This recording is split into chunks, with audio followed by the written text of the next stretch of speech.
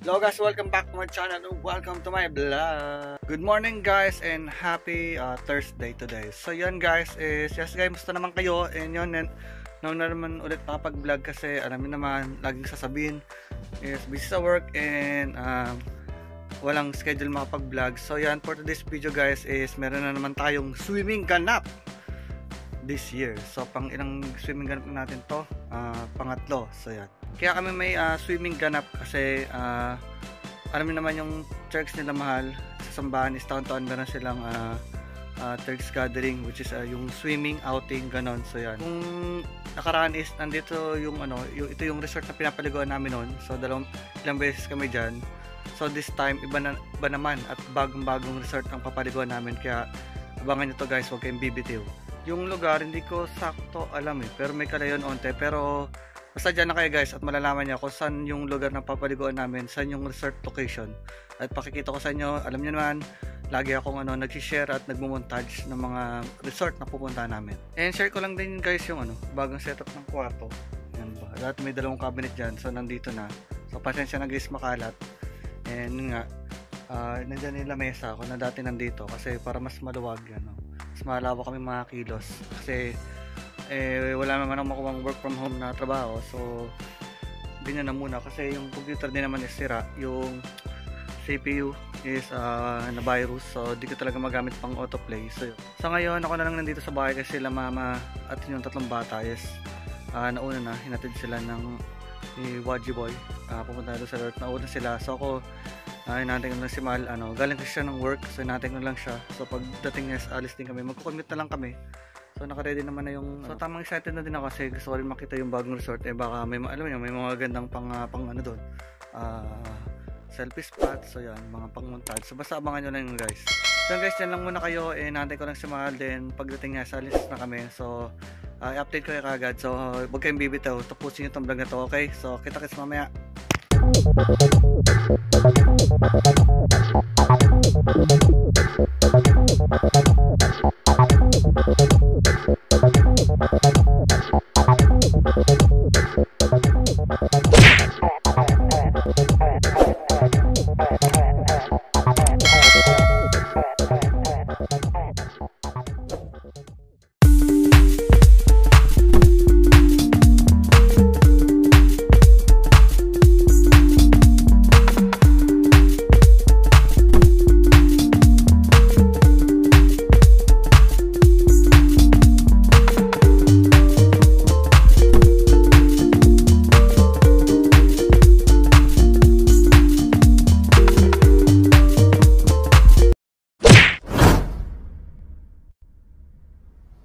So yun guys, update lang.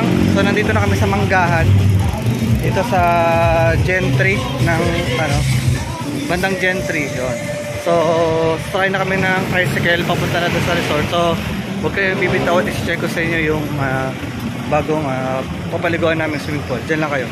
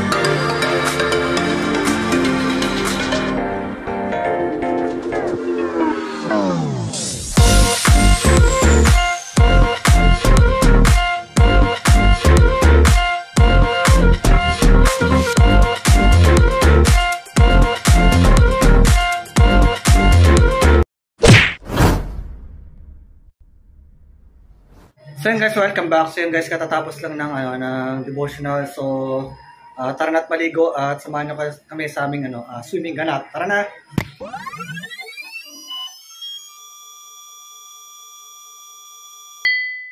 I don't ever slow up, no I don't take shit. I got no love for the fakeness. If you wanna play tough and wanna hate this, I'll always show up. I don't ever slow up, no I don't take shit. I got no love for the fakeness. If you wanna play tough and wanna hate this, I'll always show up and make a statement. I don't ever slow up, no I don't take shit. I got no love for the fakeness. If you wanna play tough and wanna hate this, I'll always show up and make a statement. Everything I do so instinctive and so passionate. Every word I move so descriptive like an adjective. I got a vendetta against people who patented being negative when you should be getting after it.